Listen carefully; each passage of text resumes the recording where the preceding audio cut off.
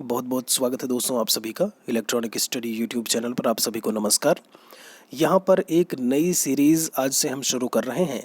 Super TET शिक्षक भर्ती की जब जब बात होती है, जूनियर एडेड में भी कंप्यूटर के क्वेश्चंस पूछे जाते हैं। साथ में केवीएस और पीईटी परीक्षा, यूपी ट्रिपल एससी की जो पीईटी परीक्षा है, प्रीलिमिनरी एलिजिबिलिटी टेस्ट, उन सभी के लिए कंप्यूटर की ये सीरीज़ है। 1000 सवालों की 1000 क्वेश्चंस। रोज़ दोपहर में 1 बजे आपको यहाँ से ये सीरीज़ डेली आपको मिलेंगे यहाँ पर क्वेश्चंस। तो बिना किसी देरी के जो आज की पहली क्लास है हमारी कंप्यूटर की, ये हम शुरू करते हैं। शिक्षक भर्ती में खासकर आपका शिक्षक भर्ती के लिए वीडियो है। शिक्षक भर्ती में जब जब हम बात करते हैं तो 5 मार्क्स का आपके कंप्यूटर के क्वेश्चन जो है वो पूछे जाते हैं। सबसे पहला सवाल दोस्त आपसे यहाँ इन्होंने पूछा है कि मदरबोर्ड पर चिप के लिए उपस्थित कनेक्शन पॉइंट्स को क्या कहते हैं। मदरबोर्ड एक आपका सर्किट होता है जो कि सीपीयू में यानी कि सेंट्रल प्रोसेसिंग यूनिट में आपको देखने को मिलता है, और मदरबोर्ड पर चिप के लिए जो उपस्थित कनेक्शन पॉइंट्स होते हैं उन्हें हम सॉकेट्स कहते हैं।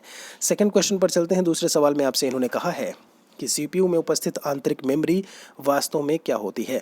मतलब इंटरनल मेमोरी जो कि हमारे सीपीयू यानी कि सेंट्रल प्रोसेसिंग यूनिट में देखने को मिलती है, उन्हें हम क्या कहते हैं।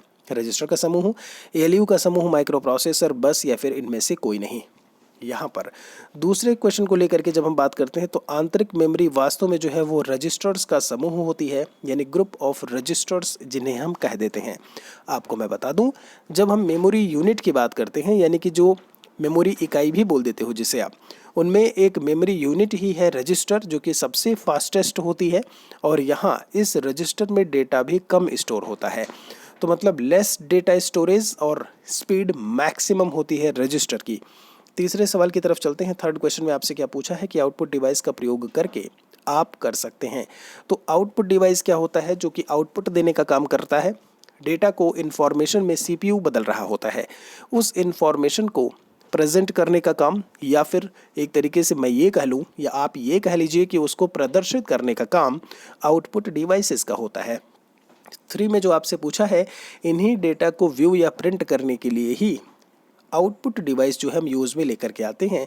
तो तीसरे का करेक्ट आंसर डी आएगा। चौथे में क्या कहा है आपसे इन्होंने, ये कहते हैं निम्न में से यह सीपीयू का भाग है। कौन सा है। प्रिंटर दिया है, कीबोर्ड दिया है, माउस दिया है, अरिथमेटिक एंड लॉजिकल यूनिट दिया है, या फिर इनमें से सभी सही है। Central processing unit. दोस्तों सीपीयू को कंप्यूटर का दिमाग भी कहते हैं, माइंड ऑफ कंप्यूटर। इसके मुख्यतः 3 भाग होते हैं। एक तो आपका होता है अरिथमेटिक लॉजिक यूनिट, एक आपका होता है कंट्रोल यूनिट, और एक तीसरा जो है वो आपका है मेमोरी यूनिट। 3 ही मुख्य भाग होते हैं जब हम सीपीयू की बात करते हैं, एएलयू, सीयू और एमयू। यहाँ पर आप देखेंगे केवल डी वाले ऑप्शन में अरिथमेटिक एंड लॉजिक यूनिट लिखा हुआ है। बाकी प्रिंटर है, कीबोर्ड है, माउस है, ये सीपीयू के भाग नहीं है, ये हमारे कंप्यूटर सिस्टम के भाग होते हैं। इसीलिए यहाँ से जो करेक्ट आंसर आएगा वो डी वाला आएगा। 5 नंबर क्वेश्चन पर चलते हैं। किसी डिजिटल कंप्यूटर की कंट्रोल यूनिट को कहते हैं। डिजिटल कंप्यूटर की कंट्रोल यूनिट क्या कहलाती है। क्लॉक, नर्व सिस्टम, दोनों, या आईसी का फुल फॉर्म पूछा जाता है आपसे, अक्सर पूछ लेते हैं। इंटीग्रेटेड सर्किट बोलते हैं इसे। क्या कहते हैं। Integrated circuit. इसे हम लोग एकीकृत परिपथ हिंदी में कह देते हैं। तो आप इंग्लिश में ही याद रखिएगा, वो आसान रहेगा। फिलहाल के लिए यहाँ से करेक्ट आंसर पहला मिलेगा कि कंप्यूटर की कंट्रोल यूनिट को क्लॉक कहते हैं। 6 नंबर क्वेश्चन पर चलते हैं। किसी कंप्यूटर के सीपीयू के भाग हैं। अभी मैं आपको बता करके आया हूं कि कौन कौन से पार्ट एक कंप्यूटर सिस्टम में देखने को मिलते हैं। आप देखिएगा यहाँ पर इनपुट आउटपुट प्रोसेसिंग गलत है आपका। प्राइमरी स्टोरेज दिया है, गलत है। कंट्रोल यूनिट है, अरिथमेटिक लॉजिक यूनिट है, प्राइमरी स्टोरेज दिया हुआ है। 6 नंबर की हम जब बात करते हैं तो उसमें वो सारी चीज़ें हैं जो हम अभी बात कर रहे थे। प्राइमरी स्टोरेज मतलब जो मेमोरी यूनिट करके था। यहाँ से जो करेक्ट आंसर आएगा आपका सी आएगा। कोई और सवाल अगर आपका होता है तो आप कमेंट सेक्शन में ज़रूर लिखिएगा। डेली हम आपसे 1 बजे यहाँ पर मिलेंगे इस कंप्यूटर के सीरीज़ में, 1000 क्वेश्चंस की सीरीज़ में। बिट्स का एक समूह जो कंप्यूटर को किसी विशेष कार्य को करने को कहता है, उसे हम क्या कहते हैं। बिट्स का समूह। सबसे छोटा या छोटी मेमोरी यूनिट जो है वो बिट होती है। बिट फिर निब्बल करके आता है, निब्बल के बाद बाइट होता है, फिर किलोबाइट, फिर मेगाबाइट। आप समझ रहे हैं। सबसे पहले बिट, फिर एक निब्बल करके होता है, ये भी मेमोरी यूनिट ही है। फिर हम बाइट करके बोल देते हैं, बाइट के बाद आपका किलोबाइट आता है, मेगाबाइट, गीगाबाइट, टेराबाइट। ठीक है।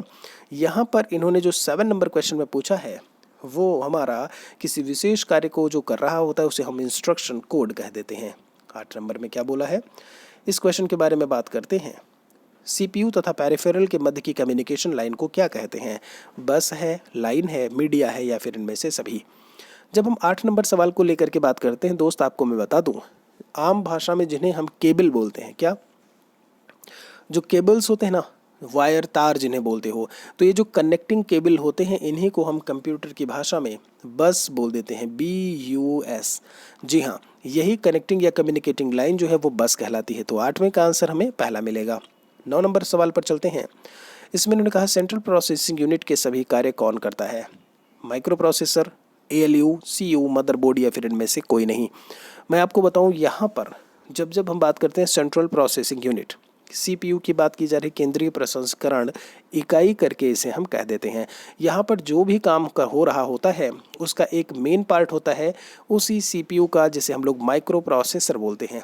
माइक्रो प्रोसेसर, जैसे आजकल इंटेल के प्रोसेसर्स आते हैं, आपने देखो ना, core i7, core i8, 9, i4, i3, i2, core 2 duo processor आपने सुना होगा। तो यही प्रोसेसर या माइक्रो प्रोसेसर्स जो होते हैं वो क्या करते हैं, पेंटियम के नाम से भी आता है ये, ठीक है। तो आपका वो आपके माइक्रो प्रोसेसर्स कहलाते हैं। एक और सवाल है 10 नंबर में, वह मेमोरी इकाई जो सीधे CPU से कम्युनिकेट करती है उसे हम क्या बोलते हैं?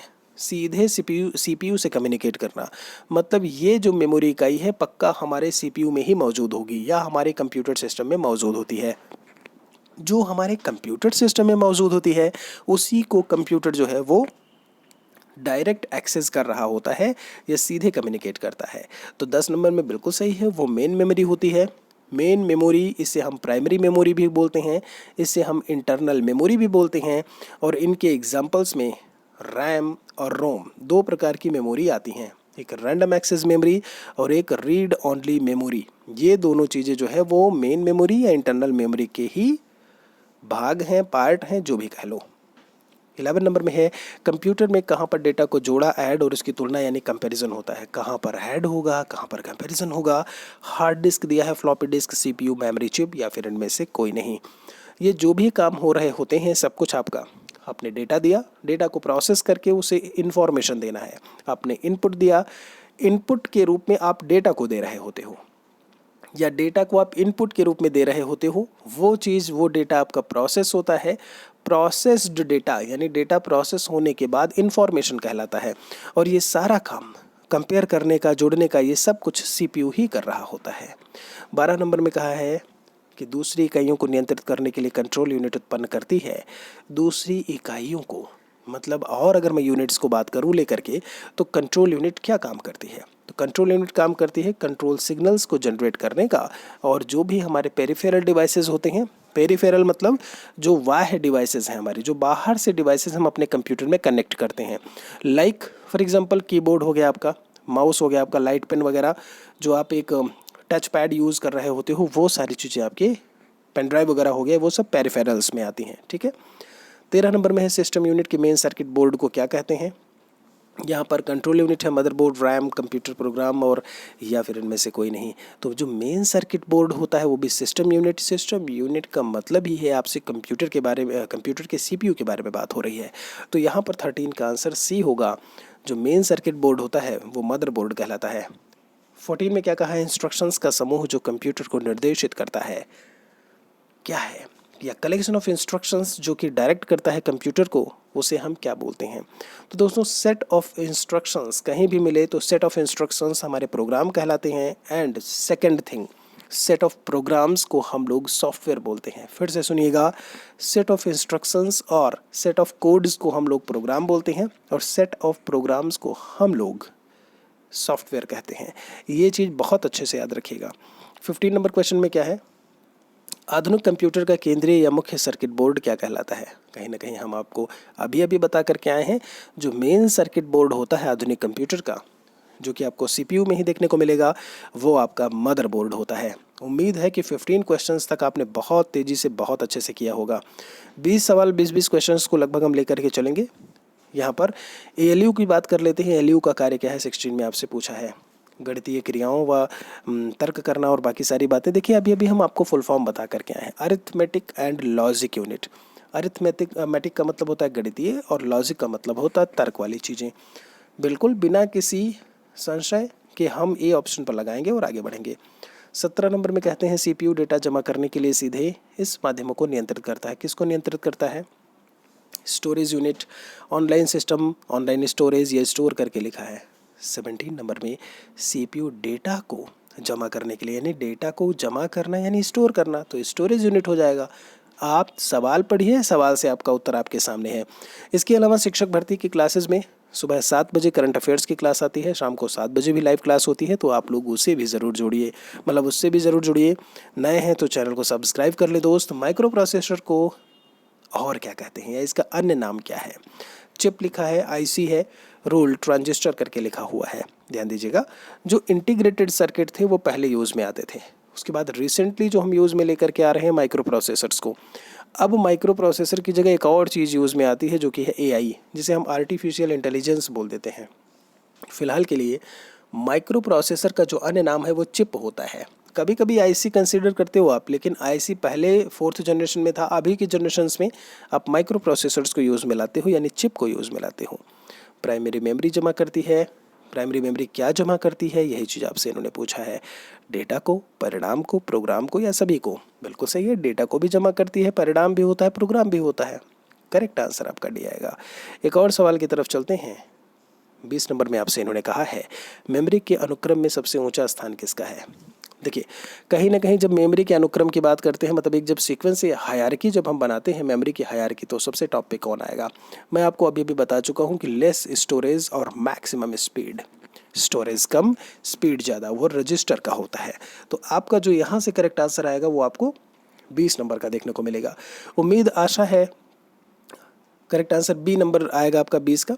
उम्मीद है कि यहाँ पर 20 में से कम आपका टारगेट जो है, आपने 16 या 17 सवाल तो कम से कम सही किए होंगे। कमेंट सेक्शन में बताइएगा कि ये सीरीज़ जो हमने शुरू की है वो आपको कैसी लगी। कुछ सुधार की ज़रूरत है तो भी आप हमें सजेस्ट ज़रूर करें कमेंट सेक्शन में, और तक भी इस वीडियो को आप ज़रूर पहुँचाएँ। फ़िलहाल के लिए यहाँ पर हम आपसे लेंगे विदा, फिर मिलेंगे हम आपसे एक और वीडियो में जल्दी है। शुक्रिया आप सभी का तब तक के लिए। Thank you.